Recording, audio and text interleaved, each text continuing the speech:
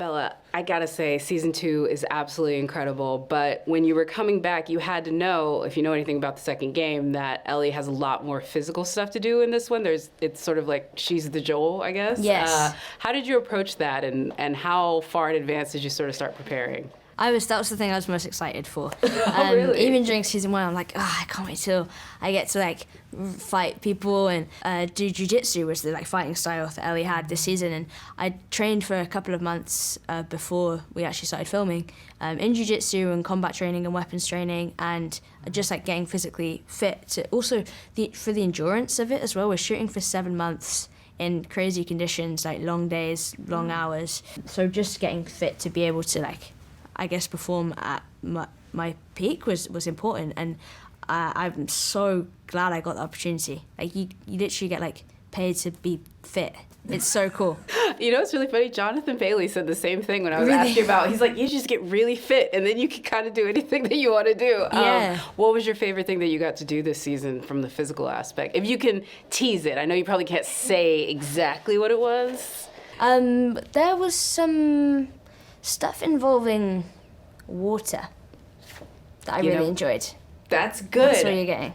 Hey, you know what? I appreciate that. That's a good tease. I don't think anyone could be mad at that one. Okay, I hope not. I don't think they will. Another thing that we've seen it from the trailer, obviously folks know that you get to reteam with Pedro. And I just remember y'all on the first press tour and just your chemistry both on the press and then off screen. I just felt like y'all really relied so much on each other. Yeah, we did. I'm sure it was interesting coming back from season 2, but what was that like? Because it's been a bit of time, like from when you first started to now, you know, pushing out this second season. Yeah, it's been a minute, but it was nice. It was just the same, like when Pedro was on set and our first day together on season 2, felt so familiar. It felt like so comforting to be back in that space with him. And even though their relationship is slightly different at the beginning of season 2, just the dynamic that me and Pedro like established so well throughout the course of season 1, and we became inseparable at the end of season 1, and we did like heavily rely on each other and just had so much love and care for each other. And so coming back into season 2, knowing each other so well, was so fun. And getting to see the incredible journey that like both of y'all have been on since then has also been, I think, pretty incredible. Another thing coming back, the sort of ever-present villain of the season, being the infected, is aged up as well. Not just you and Pedro have experienced 5 years. What was that like? Because one of the clips we had where you talked about the clickers, you and Pedro talking about how real that was. Were they just as real this time? Were they scarier? Let me know about the clickers of season 2. Yeah, they were just as real and just as scary, if not more. There were a lot of infected this season. We were introduced to a new type of infected, the Stalkers. They're the most terrifying of all. They're like silent monsters that are smart and outsmart you, and just sort of attack at any moment. And because they know they're like playing chess with you, but they're like the computer when you're playing chess against the computer. Like they're going to win. Wow. So that was kind of terrifying and kind of equally terrifying to watch. Oh yeah, I think Craig kind of hinted at that like you're gonna eventually figure out in this season there is no winning. There's just like a detente. Yeah, exactly. Oh, I dig that. Another thing that comes from season 2 is the tattoo. Yes. So how did they do it? Did you have input in it, or they just tell you, okay, this is the tattoo? I think I knew what the tattoo was going to be. The amazing makeup team led by Rebecca Lee, she and Craig worked well together to like create a version of it that was easy to like apply every day and take off. And I'm so glad you're asking about the tattoo. No one's asked about that yet. Really? Yeah. It was basically, I mean, the days that I had like short sleeves, I had the full tattoo with like the burn and all of that. It was just like this super cool thing that they developed where you just apply it. It was like, did you ever do those tattoos when you were kids? Temporary tattoos, yeah. With water. Yeah. It was the same, just with like a layer of like makeup glue on top of it. It was so cool. That is really cool. Did it make you want to get one of your own? I mean, I don't know. Like, I don't know. Maybe you're like, I want one now. Imagine I just like whip it out. Okay, you would do it. Maybe not for an actor. You got to be in like roles. the problem. Oh. That's the problem. It just like takes so long to cover it up every day.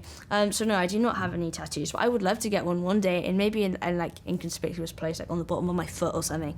That would probably hurt. But I did really enjoy having it. Like it felt very cool. I'm not gonna lie, Ellie looks very cool in season 2, and that's saying something too, because the antagonist is like Kaitlyn Dever, who I know is playing a very different character than but she still looks cool. She's still managed to look cool. What was it like when you knew that she was going to be joining the cast? Mm-hmm.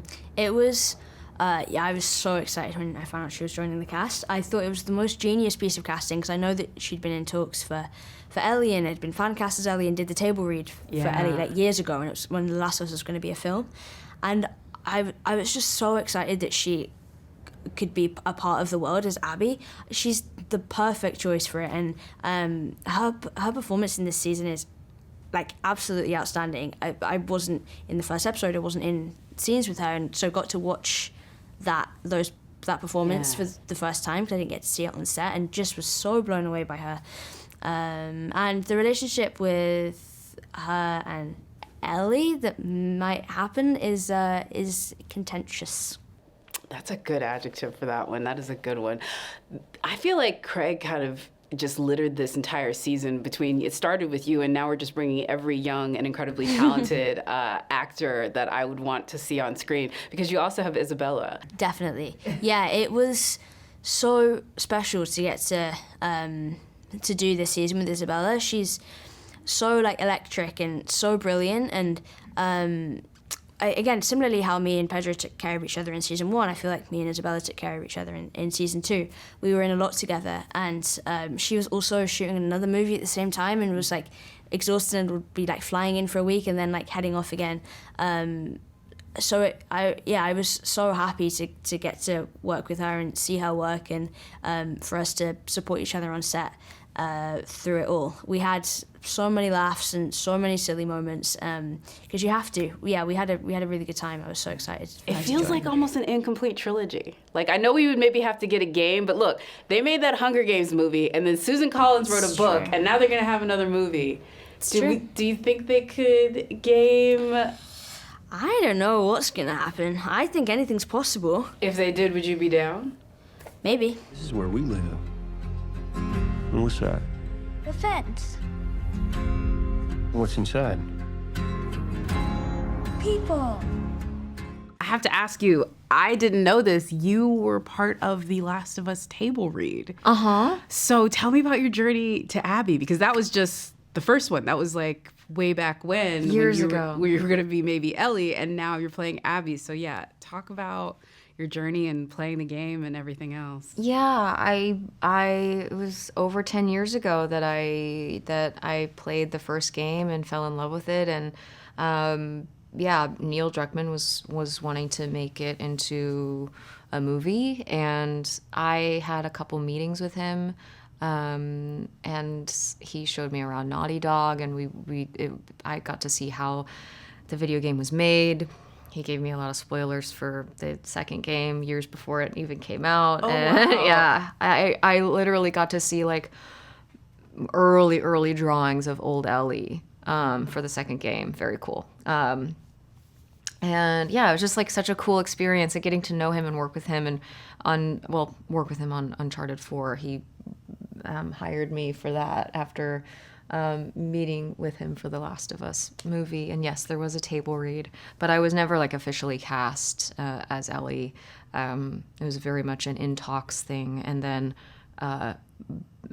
it just, as things do in the movie world, just sort of went away. And I always wondered what would happen with it, because the game is just so deeply loved that felt like it sort of had to be out there as a movie or a TV show. And then when I heard that HBO was going to be making it into a show, it was really exciting, and I fell in love with the first season. Is just incredible, and what Bella did with Ellie is truly remarkable. They are so good. Really, they were meant to play Ellie. And when it came back around into my life for season 2, and Neil and Craig wanted to meet to talk about me playing Abby, and then they asked me to play her right in our first meeting, it just sort of, it kind of felt like, oh, wow, okay. I always wondered why maybe that, some things just are meant to be in your life. I don't know. It really felt like it was just the role that I was always supposed to play in a lot of ways. I don't know. It was cool, though. It was like, oh, wow, this is really like, it's been such a long time that this has sort of been a topic of conversation at the dinner table in my family. Like how much, because I just, like, my dad loved the game. He's obsessed with it. He's a big fan of the game. Yeah, I think the family connection probably does. Like, I'm sure there's not a ton of projects of his that he'd be like asking you that much about, but I get that one especially. Like, are you sure you can't go back to that one? I think what's interesting too with Abby is, I don't know if you ever played her thinking that you could play the character, but now that you've played her, what was the most exciting aspect? Because I feel like they should put a reel of like you in that, and then what you do in like apple cider vinegar to be like, this is what they call range ladies. You know what I mean? I feel like that is the highlight reel. Well, because again, when you were cast, I'm like, that's why they win Emmys, because they can see that you have this character in you. Thank you. I appreciate you saying that. In the best way possible. Maybe not in the more I murderous have a lot of side. rage. I just loved playing this part so much, and I'm so glad that Neil and Craig had confidence that I would be able to take it on. I was really shocked, and because it's such a cool. It's what a cool like group of people to be hanging out with. It's awesome. Was there an aspect of Abby that you hadn't gotten to play in a character before? I'm sure there's a lot, but what was the one that you most cherished that you got to do in this role that you hadn't gotten to do already? Which, again, in a pretty storied career already. Oh, thank you. I think probably how she's dealing with grief and loss is really, I think, pretty powerful to see it in such a raw way. In the first episode, it's just we're seeing a very vulnerable Abby. I think that probably was the thing that stood out to me the most in playing her. I think it's, really important to see that side of her. But also, her the anger and rage too is like kind of, it's hard to push yourself in that direction all the time. It's like it's intense and a little exhausting, but especially too because you have to like hate Pedro Pascal. Like it's got to be like a Kendrick Lamar Drake type beef. Like I hate the way you walk, the way you talk, the way you dress. So that is also the Emmy worthy acting right there. It truly, honestly, that was the toughest part of the whole job. Is Oh, God, I love him so much. I could talk about Pedro all day. He really is an angel on earth. He's awesome. Well, how did you turn that off then? Like, to be like, okay, obviously I enjoy this person outside the scenes. Obviously, again, it's your job, but it's sort of like, was there a way that you sort of like clicked to be like, okay, this is how I can get him in the I hate you on sight mentality? I think it, like, there's just a mutual understanding sometimes with certain actors that you're just like, okay, we're in this together. And I felt like I felt like I didn't have to hold back at all. Like I could just do my thing and he could do his thing and everything fell into place. It just felt like I was really, I've never felt that supported doing scenes with another actor before, truly. Like he really makes you feel so supported. I think one of those days you definitely need the support is any day you have those clickers, because we talked to Pedro and Bella and they both talked about how, like, again, I would imagine for you, like, it's something that you played in a video game coming to life, literally. So what was that like for you the first time you saw the clickers? Because I hear they're very lovely people. They're like sightless people that smile a lot at you, but then they're also terrifying you. Yeah, it's real. It was kind of, surreal stepping onto set for the first time and seeing all of that in person. Because obviously, I had seen the first season and I kind of assumed a lot of it was CGI, but a ton of it is practical. And it's insane what these makeup artists do with these actors. It's really a funny thing to be sitting at craft service and having donuts and coffee with a clicker. I was just like, well, this is my life now. This is funny. Not a bad By the time the sun comes up tomorrow, there's a very good chance you'll be dead. So both of you are newcomers to season 2. What was your familiarity with the game? Like, how much knowledge did you have going into it? Isabella, I'll start with you. I got familiarized with the game because I got a random request to have Craig and Neil meet me, and through Mary Vernew, who is the casting director, and so I assumed it was for the second season, and I did my research, and that's kind of where I got into the game. Yeah. What about you? What was your first relationship with The Last of Us? This was a while back, but when the first game came out, I didn't have a PlayStation, but I watched the compilation of all the cinematic cutscenes in the game. Wow. Somebody on YouTube stitched it all together into like a long movie, and I randomly watched the whole thing, and I was enthralled.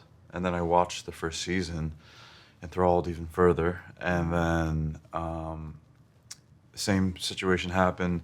Get a call from my reps. And Mary Renew set up this meeting to meet with Craig Mazin and Neil Druckmann. And after a lengthy conversation, I asked if I needed to.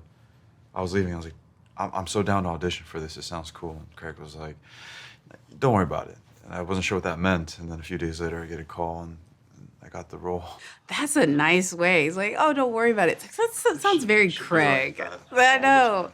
It's like a very dad thing. He's like, we got you. Like picking up the bill or something. He does do that too. You do that, yeah. He's made a few shows. He's good.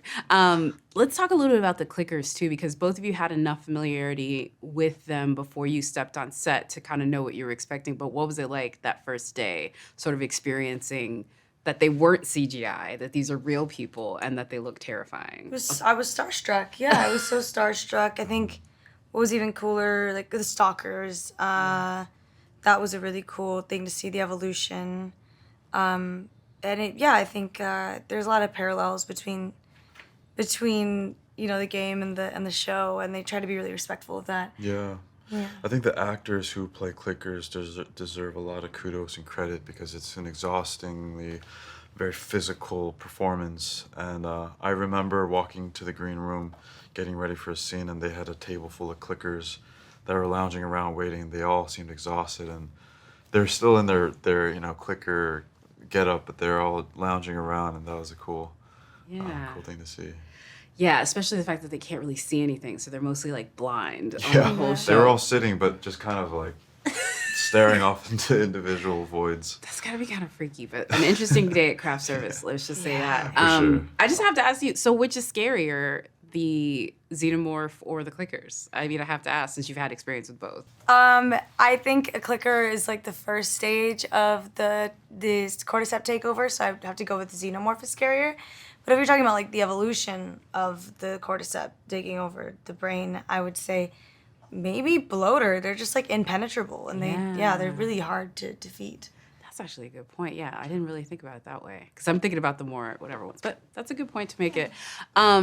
I hate that you didn't sort of finish the game, like, so you saw a lot of it, though. You didn't, like, but did you ever, like, try to pick up the controller and, like, do it yourself? Oh, so, yeah, the day before my meeting, I got a PS4 and I played the second game up until a very particular moment. And then Abby suddenly is the protagonist, and I threw my everything. Yeah. If you go back, there was a few people that maybe had that reaction, but you should play the second half of the game. It's very good. It's really good because your character, especially, like, that plays differently. So just know that they put you in a very great emotional place to then play the rest of the game. I'll put it to you that way. That's like the best. So you played it all the way to the end. Oh, yeah. Okay. It's devastating. It is devastating. And you don't know who to root for. Yeah. It's a very interesting game when you watch it that way. Is there something about this season that you're most excited for the fans to get to see that has to do with your character in particular or just the series in general? I'm excited for them to see the music shop scene. I thought that was really beautiful. And, you know, there's always so many Easter eggs in there, including, you know, how does this guitar stay preserved? And you'll see there's, like, the little, like, packets that they have when the factory packets that they, like, do not eat. Oh, yeah, like the silica silica. gel? Yeah. And then also they have, you know, all the vinyls in there from, you know, before 2003. So that was cool, too. I really really dig that. What about you? There's one scene that's quite memorable to me, and I don't want to tell who it is because it's too revealing, but that scene is so incredible. Just really brilliant performance in it, and I think and I can't even say where along the season it is, but it is set up and made so well, and I'm sorry, it's very... No, but I'll figure out what it is, and then we'll Yeah. slip this out and be like, this is what he was talking about. Yeah, But yeah. we won't know until Really then. great scene. Insert that right here. I'm just kidding. I have to talk a little bit about Bella and everything that they do in this season, because to be number one on the call sheet at their age, I think is kind of crazy, but what they do with Ellie is so impactful. So I would just be curious, as two of the Jackson residents, what was it like working with them? Incredible. Yeah. I mean, you're right, to be one on the call sheet at that age, showing up most days, more days than anyone else, and to essentially carry a wonderful performance all throughout now 2 seasons. And Bella is not really like Ellie. Bella has such a bright spirit and is very joyful to be around, and there's a lot of levity. So yeah, it was inspiring, and it's cool to see. Yeah, I mean, I think it was really interesting watching Bella come into their own. Having been so young starting this, I have experience starting off really young too, and it's really hard to establish boundaries, and you have to almost earn people's respect every day. People will see you as a kid, and because we both look young, we've dealt with that. And it's really unfair, because no matter how much work you do, if you have a baby face, people will sort of invalidate your experience and the challenges. So I understood Bella on that level, and I was really excited and proud. But more than anything, I was really excited to help Bella find their voice and their strength, because Bella's just so kind and well-raised. And I think in that, people will walk all over you if you let them.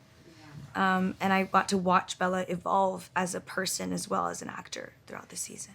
Yeah, I mean, I think folks will see it when they get to see more of the season. They only showed us episode 1, but even in episode 1, we could see what you were talking about. One of the things that was also so great is Pedro came back. Did you guys get to feel like, having played the games, that Neil and Craig added him in more? Because you guys get to interact with him way more than what I could recall from playing the game anyway. Mm-hmm. Yeah. Yeah, I'm really happy about that. I think it was smart. I think they know what they're doing to improve what was already amazing to begin with in the game. I think it's important that Dina and Joel's relationship is shown as well. I think it'll establish, in a way, like, her care for Ellie as well, through seeing her love for Joel. What about you?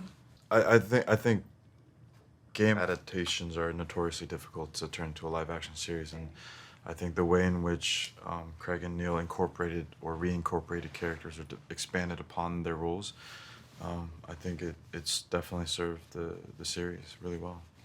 I wanted to ask about this because one of the things that, I don't know if they felt like they expanded, but one of the things that was very important to a lot of the gamers was the serenade of the guitar scene. That's a really beautiful moment between Ellie and Dina. And I'm just curious, what was that like for you, setting up that scene, participating in it, and how they adapted it for the TV show? Yes, I think it was really important and really well done. I think the set was spectacular, and I think just there was a genius in having the camera not be on the performer but the audience, Dina being the audience, and really getting to experience that moment through Dina's eyes. And I think it was clever and really refreshing, and you can kind of see her processing her love for Ellie through viewing Ellie's love for Joel by playing the guitar and a song that was most likely introduced to her by Joel.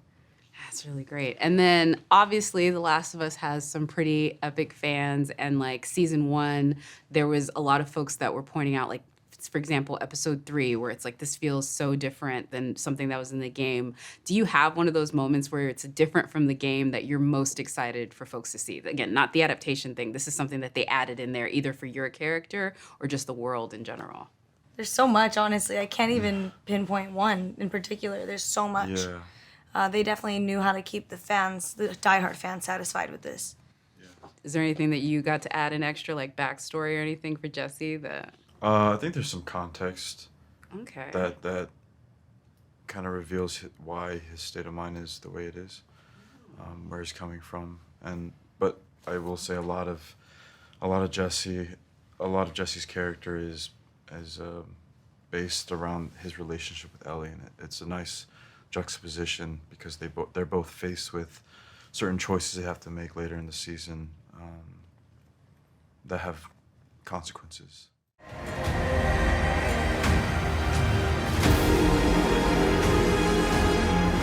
Don't you know what he did?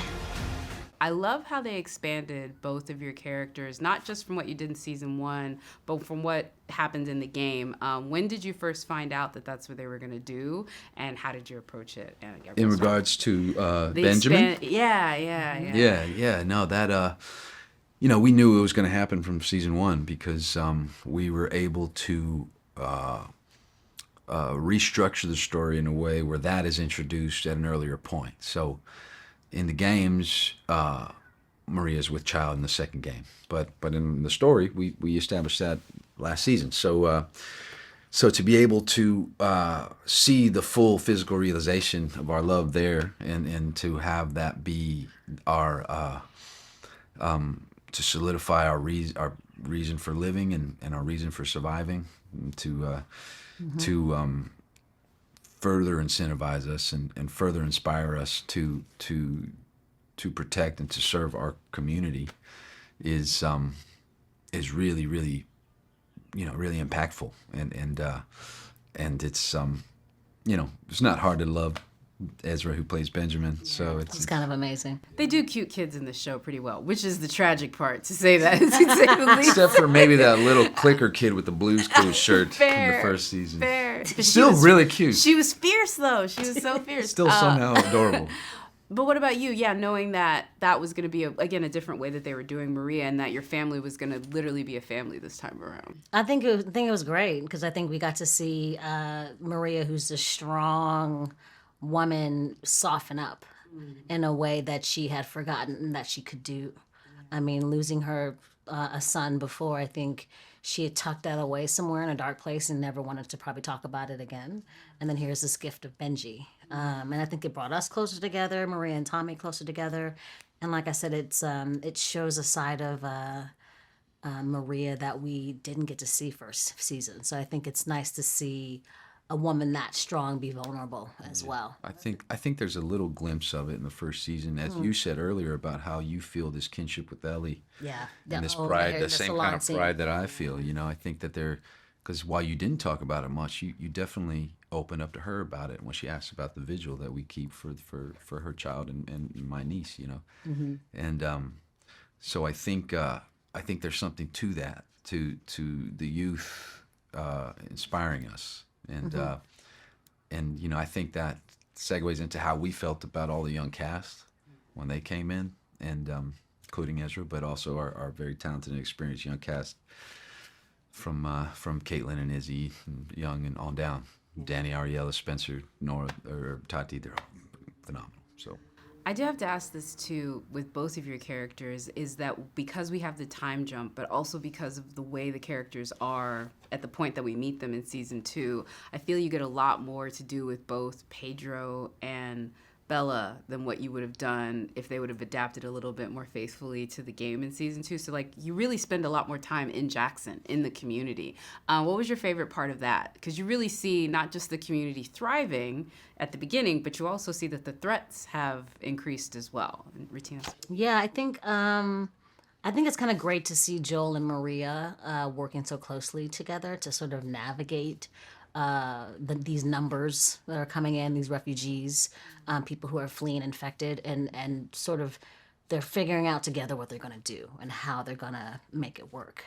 And I mean, Joel may be like, well, if our ship is sinking, we need to help ourselves first. And I love that Maria's like, but there's 500 people in their cold, and we need to bring them in. Yeah. And if we don't have enough firewood, well, we'll figure it out. But they need to come in, because Jackson has those high walls. We're very safe, or so they think. I mean, but it's safe to them now. It's like their little oasis, So, but I love that you didn't see that with Joel and Maria first season. It was very they kind of had a rift, and clash, and I don't think Maria cared for Joel very much.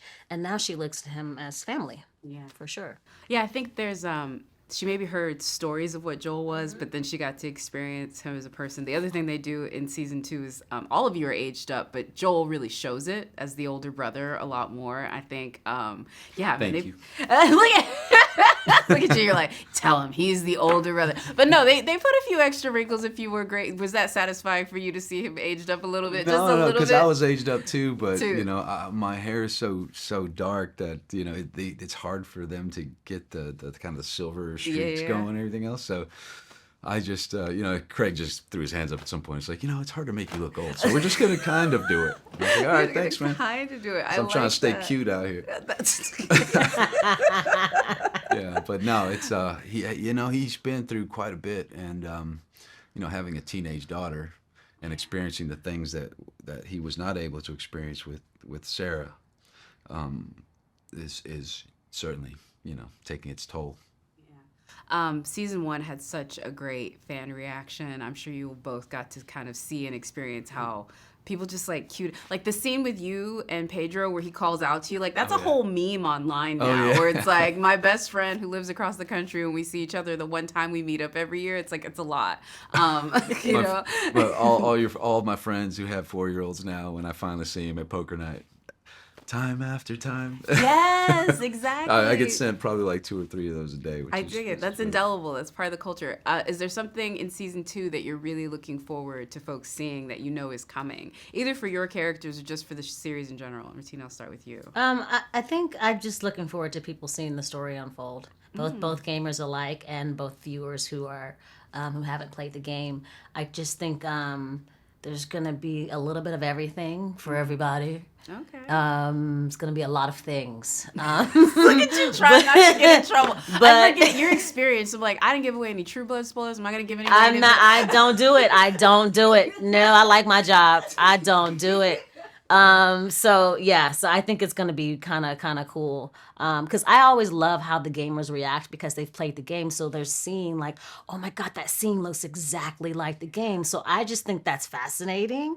And then I love people, like I said, who haven't are just in awe of just watching it unfold and watching these sort of characters interact with each other. And as someone who played the game, I personally like when we incorporate some of the mechanical elements of the game into the show in these really cool ways that aren't always super obvious. We don't hit the nail square on the head, incorporate the bottles and the distraction and diversion of the bottles, or how you access tight spaces, climbing up on the hoods of cars and finding the entry point to an area, things like that. I like to clock these, and as someone who's experienced both the story in both mediums, it's just that's a cool way to do it. I look forward to a lot of the audience being Leo and Once Upon a Time in Hollywood and being like, I mean, Craig, I think it was either Craig or Neil that already gave it away for me. This is a meme discussion. This is a session of memes. It's okay. Everyone's going to love it. It's a language. They let it go that we get spores this time, because that was an aspect from the game that they didn't include in season 1. And so now that part of the game where you're like, hey, we don't want to be exposed to the spores, and so you have to mask up or watch where you go. I like that that's going to be a part of it.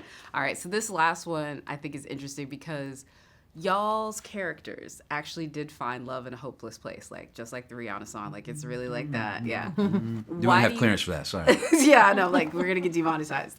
Why do you think, though, that they're such a good pair? Because I do feel even in season 1, they kind of allude to that, Tommy's a joiner and a fixer, but then Maria has to be the one, we're communists. She frames everything. So why do you think they work so well together?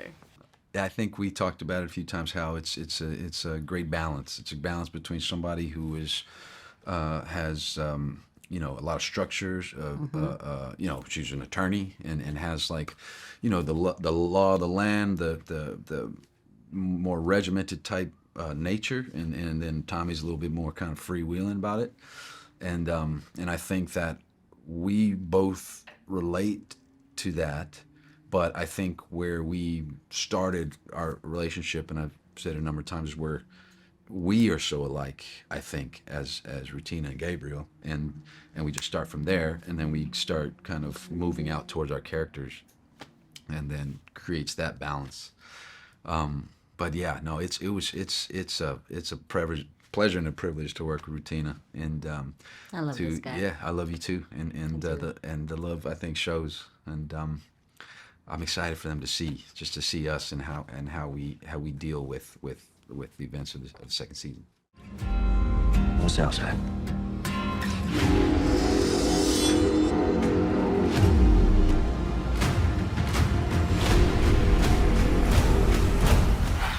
Neil, Halley, thank you again for season 2. I have to talk about how you sort of decided to change season 2, having already written the video game. It's something that Neil already did, but especially with the second part, I feel there was a lot of stuff y'all wanted to work out. How did you sort of say, this is where we're going to go with this season? Neil, I'll start with you. Yeah, you know, Halley and I spent 4.5 years working together to write the story and then finally get it out into the world at Naughty Dog. And now we're bringing in another writer, Craig Mazin, and adapting it to this other medium under HBO. So the first thing is that we do when we get in the writer's room is we just interrogate the whole story from beginning to end of like, it's just Craig asking like a billion questions of like, why did you make this choice? Why did you make that choice? Why this? Why is this happening with Dina and Ellie at this point versus this other point? And we just kind of go through the whole story, and then we just start assessing, hey, what's going to work already as is for the show? And we kind of just pencil that in. What is really lives to the benefits of the interactive element of video games, but really won't work as is for the show for a bunch of reasons that we can get into if you'd like. And those things have to change. Okay, if they need to change, what are the options? And that's the fun of like we just start brainstorming for where could the story goes. Those conversations will often lead to new ideas. Those lead to new ideas, and then we just have the fun. I think that we get is we get to dive deeper into these elements. Again, we spent so many years on the story, and we're still learning new things about these characters that we've created like so many years ago. That's so interesting. One of the things, obviously, is this is kind of more of a dual story this season between two people that are not on the same journey. They're on separate journeys, almost antagonistic journeys, if you know where the game is going. How did you approach that aspect of sort of like doing season 2, knowing that maybe you wouldn't have the same narrator throughout each section? What's interesting about games is you are in lockstep with the playable character, right? So for Last of Us Part 2, that's Ellie, Abby, and like a little bit of Joel, just a kiss. And but it limits your perspective of the world, right? Because if you're only limited by those characters, you don't get these privileged POVs of Dina. You don't get these privileged POVs of Jesse or Isaac. So in adapting this, you get to open up the world, see these characters as even more dimensional. And it, for me and for Neil, and I'm sure for Craig, like there was this, it was really exciting to get a second crack and really, I don't know, deepen the texture of these characters that were only peripheral to our playable characters. Let's talk about our two leads from season 1 and what Bella and Pedro were doing with their characters. The Ellie and Joel that we see in this, because I know there's like, y'all have different versions now, but how did you approach the changes in their relationship? I mean, we time jump 5 years later, but more importantly, I think the season 2 explores basically how their dynamic has changed way more than it did in the game, or maybe more upfront than it did in the game. So yeah, sort of break that down. There's a lot of similarities, and the thought process was quite similar in that this story, just like Game 2, season 2, and hopefully beyond if HBO decides to renew us, is about consequences. All the choices the characters have made come from their motivation of love. For Joel, it's this unconditional love he's become to feel for Ellie as she's become his daughter. And you know, he's made the ultimate choices of like damning the rest of mankind and also jeopardizing his own relationship with Ellie by lying to her about it at the end of season 1. And now the reason we jumped 5 years later is now we want to show there's this ripple effect that happened when he made that choice that expands quite far, and we get to feel it with Abby and her crew, and we start to feel it with Jackson, and most intimately between Joel and Ellie. This lie, this event is hanging over their heads, and how much can you continue building a relationship that's based on a lie? Well, we're going to find out. I think there's always aspects of every game that you want to get right. Like when I saw Ellie's tattoo, I was like, that was like a big thing for me to like see that little detail of the game. Do you have one aspect that you were like, okay, we want to make sure we get this right in this iteration for that particular fan base, or one that you were like, this is the Easter egg I know they're gonna like love? I think we're really lucky that everybody involved on a high level on this show loves the source material, right? So like when I got to set for the first time and I walked through Joel's house, it is Joel's house. It is a one, and you know, I walked that layout more times than I can tell you figuring out IGCs. And it was a 1-for-1. You feel the love of it everywhere. For me personally, I'm trying to think about what I can talk about without being absolutely spoilery, but as Neil mentioned earlier, that you see in the trailer, there's the space capsule moment. And for me, that section is one of the more important parts of this, because there's so much darkness in this show, in this game, in this IP, that you need those moments of lightness for balance. And so making sure that those light moments, those joyful moments, those reasons to be alive, those reasons to love really sing, were vital for me personally. There's so many. It's like you can't throw a rock in any direction without hitting like some Easter egg or some. And the reason why I wanted to be so involved with the show initially is because I wanted to protect it. I really don't have to protect it anymore. Now I'm just a collaborator within it because so many people that work on the show love it so much. As an example, you know, when Abby's walking down this hallway in this hospital and there's a siren that plays, initially someone changed the audio of it from the game, and Craig was like, no, it has to sound exactly like it does in the game.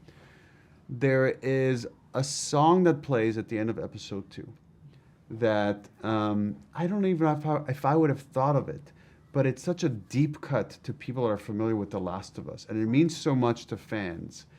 I can't wait for people to experience not only the song, but who sings it. Oh, wow. I'll leave it at that.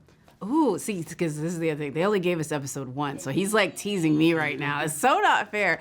Speaking of which, though, I do have to say, The Infected, you leveled that up again this season, and I know, Craig told me that we're basically seeing how nature will always win. Talk about that, because that's not necessarily like gospel from the second game. That is something that y'all brought into season 2, like the level up of The Infected. Yeah, this is this is part of the fun of this adaptation. In the game, so much of it, what we said, you experience on the stick. You're playing through it, and it's like we don't want to give you the same challenge because it will get boring, and we want to show that this outbreak, this cordyceps outbreak, there's a threat, and it rises in tension like a good story does. Yeah. So we've created different classes of infected, one of which is this stalker. And the reason it's called a stalker is because it stalks its prey. It doesn't just run in a straight line like a lot of like infected or zombie, if you're looking at the genre more broadly. They hide, they calculate, they think, they hunt. So how do we introduce it? And we don't just introduce it, like, again, in the game you can introduce it and it creates a whole new challenge for the player. In the show, there has to be a dramatic reason to do it. So Jackson is expanding. People are starting to figure out how to survive in this world, how to deal with this source of great conflict. Likewise, the infection, the cordyceps, is evolving. It's changing so it could fight back. And we see a hint of that with the stalker. And if you watch carefully in the trailer, we can see there's a new vector of how this thing spread through spores. Yeah, that's the spores. That's from the game. That's what I was excited. I just have to ask this. So it feels like we still have an unfinished trilogy. And I know that there's like a lot of like stuff that would have to go different, but like can't HBO just like buy it and like make it happen so I can play the third game? Look, Susan Collins made that book and then they announced that movie. Can we do the same thing with like why do you look at me like I just told you something you hate? Well, like you're looking at me like a disappointed I'll give you a dad. spoiler. You're not the first one to ask this question. But the way we approach things at Naughty Dog, where we made the games, is like, and I'm at the head of the studio now, it's like I treat every project like it's the last one we'll ever get to make. This is how we make it the best, because we leave nothing on the table. All the best ideas go into it. We're not saving something for some future title. When we made Last of Us 1, it had a beginning, middle, end, and if we never made a sequel, that would have been that story. When we got to visit it again, we had an idea that we felt, okay, we're excited enough about this idea to go on this journey for several more years and do Last of Us Part 2. That has a definitive ending. All these stars have to line up of like having the right idea, having the team excited, having the budget. And right now at Naughty Dog, we're working on a new game called Intergalactic: The Heretic Prophet. And I'm working on this season, and knock on wood, if HBO lets us do it again, there will be a season that continues this story. But there's a definitive end we are working towards.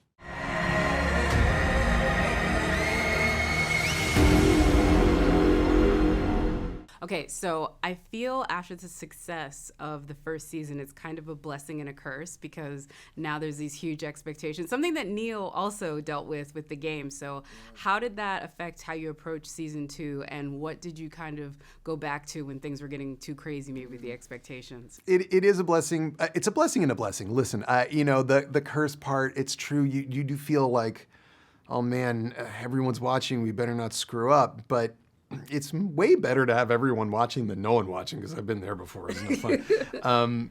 When we felt a little bit of that pressure out there, Neil and I just reminded ourselves that we found a process to make the first season that was uninformed by anyone out there. They didn't know anything. I mean, they played the game, they heard there was a show being made, that was it. And that process worked. And so we just reminded ourselves, no matter whatever the noise is, at the end of the day, we can shut the doors, close the windows, and just be two of us sitting there talking this through. And then using and working with all of our incredible partners and our crew and Halley Gross, who helped write the second game, and then our cast. Let's just lean on each other. We did it once, we can do it again. I guess my next question to you, what was the most surprising thing that you saw that resonated with fans? Because I'm sure some of them you expected, but then there's things that you never could have expected. Well, I mean, there were things I was really hoping would resonate with them, and I was so glad they did, like Bella. I mean, listen, and Pedro. Like, anytime you're casting these beloved video game characters, you're like, oh, please, I hope you like the people we like. Yeah.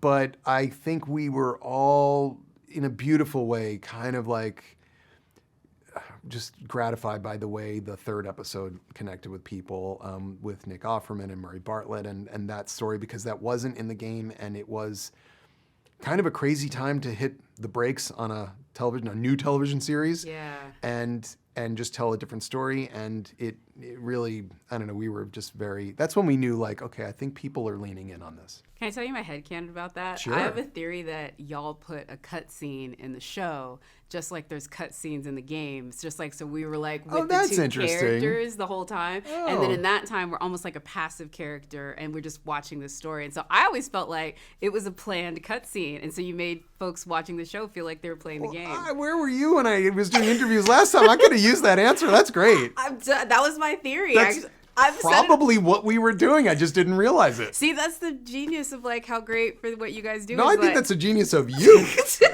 That's really good. Appreciate it. Nice. I'll come in for notes next time. Okay. I'm just kidding. No. Season 2, we have a time jump. Like we really like move ahead. And I think what's interesting is a lot of writers think about where their characters would be, but you really got to explore that. What was your favorite part about the age up of these characters and getting to see them kind of turn a chapter and be like, all right, this is how they act now? Yeah, well, it was kind of a nice personal thing for me because I do have 2 kids. My youngest daughter she was, I think, exactly 19 when we were shooting. So I have my own kid. I was a 19-year-old with parents, so I remember that. And then Bella and I had this like kind of, they came to us when they were 17 and I'm a very paternal sort of person. And now Bella's growing up, and so I have to, give room for them to, be more independent. And it's just like, this is part of life. And it's tricky. And these hard things to negotiate, especially as a parent, because you love your child so much and you just don't want them to go. And they're like, I got to go. And then what do? The second you let them know, they come running back to you because you're also safety. And so the complications of that, layered with the fact that Joel did this thing and told this lie. Well, from a writing point of view, what a gift. Yeah. I mean, there's so many aspects of the story where I feel like they didn't know when they were doing it that this is where it could like play out when you go and tell a second story. But I will even say, like, not even the emotional stuff, the physical stuff. It's like, what do the affected look like 5 years after? We already saw them 20 years after. So what was sort of like when you were talking with the prop masters and the hair and makeup folks, how did you want to approach that? Or was that more of a Neil and you collaboration? How did you do that? Well, we work really closely with our visual effects department, props, our incredible prosthetics team led by Barry Gower, who has 5,000 Emmys and deservedly so. But I think Neil and I were probably more interested in how the infected behavior changes, because as 5 years have gone on, we see that Jackson, the settlement in Wyoming, has kind of evolved, and they've brought more people in. They're refurbishing new homes. They're feeling safer. They've gotten very good at protecting themselves. They don't even seem that afraid of infected anymore. Well, while they're evolving, turns out nature's been catching up too. And so what we wanted was to deliver a kind of a new phase of the infected that would signal that there is not going to be a simple mastery of this. This is going to proceed in a way that is probably not going to work out well for us. Wow. Great storytelling. I can't wait to see it. Because I'm already like, that was not in the game like that. I'm just thinking about it. I mean, another thing that was in the game, which it's all of this, is you have to find physical embodiments of these visual and voice performances that were part of the game. And you did such a great job casting in season 1. There's a lot of pressure to find an Abby. Yeah. How did you know it was Kaitlyn? What did you see? Because I'm not going to lie to you. Looking at her filmography, I didn't see this in her. Sure. And then I watched episode 1 and I'm like, there it is. That's why they have all those Emmys. Well, I will say that, okay, if you're going to make a television show, I'll give you a pro tip. You find yourself a great actor who has a love for the material.